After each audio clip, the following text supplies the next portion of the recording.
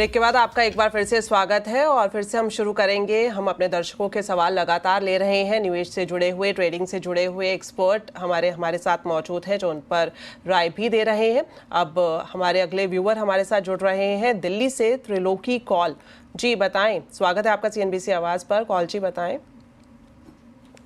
Good evening ma'am. मैंने 2-3 shares का थोड़ा सा एडवाइस लेना है। एक तो मैंने अडानी पावर का लिया है 645 पर, ये 15 शेयर है। मैंने लिया है HDFC बैंक 100 शेयर जो कि 980 रुपीज पर है।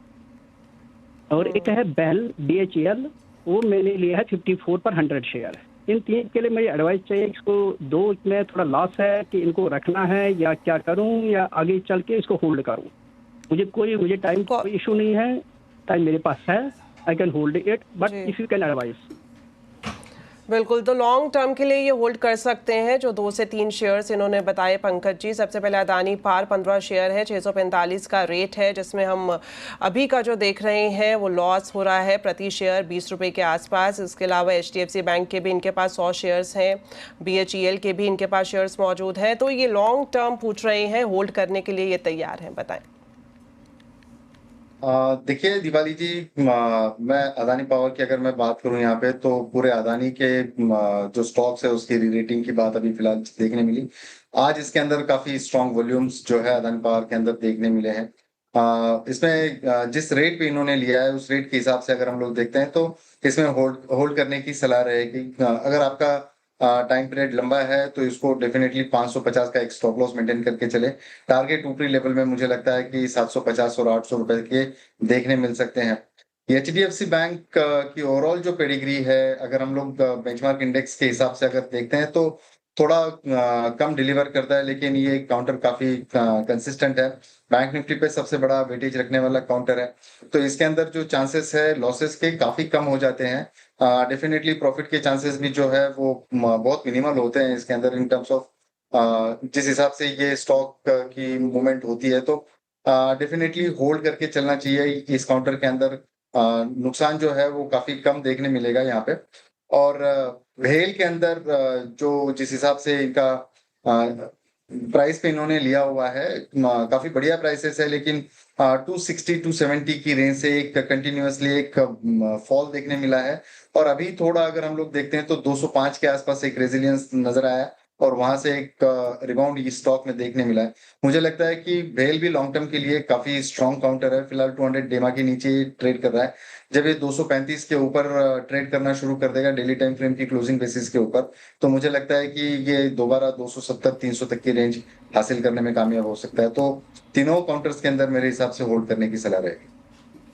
जी बिल्कुल, तो तीनों काउंटर्स में होल्ड करने की सलाह लॉन्ग टर्म के लिए यहाँ पर हमारे एक्सपर्ट की तरफ से दी गई है। चलिए बढ़ते हैं आगे और अब उन दर्शकों के सवाल लेते हैं जिन्होंने हमें SMS के ज़रिए भेजा है।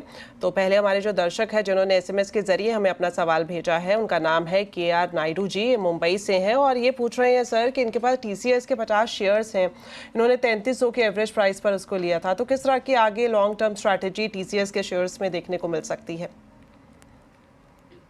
जी, ओवरऑल IT पैक के अंदर अभी एक रिसेंट यूफोरिया हम लोगों ने विटनेस किया है। इन्फोसिस की जैसे बायबैक की न्यूज आई है, सेम तर्ज के ऊपर मुझे लगता है कि आज ही डिस्कशन हुआ है चैनल पे। TCS में भी सेम तरीके की न्यूज हम लोग एक्सपेक्ट कर रहे हैं। मुझे लगता है कि ये काउंटर के अंदर कभी भी कोई टिप मिले तो जरूर लेना चाहिए।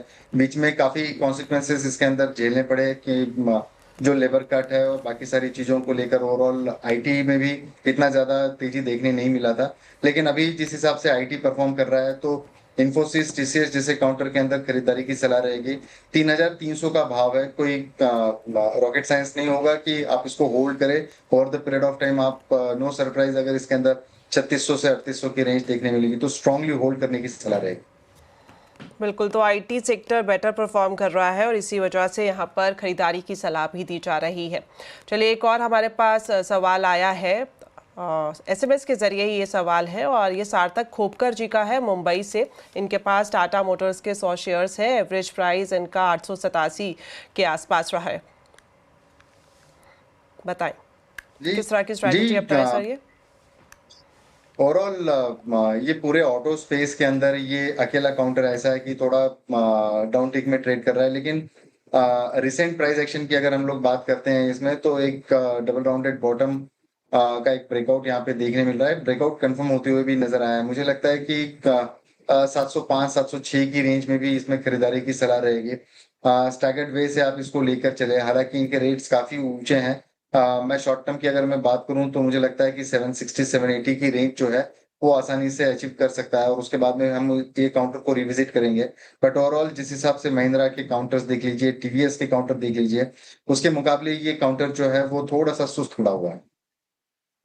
जी बिल्कुल, तो 760 टू 780 के बाद रिविजिट करने की यहाँ पर सलाह है।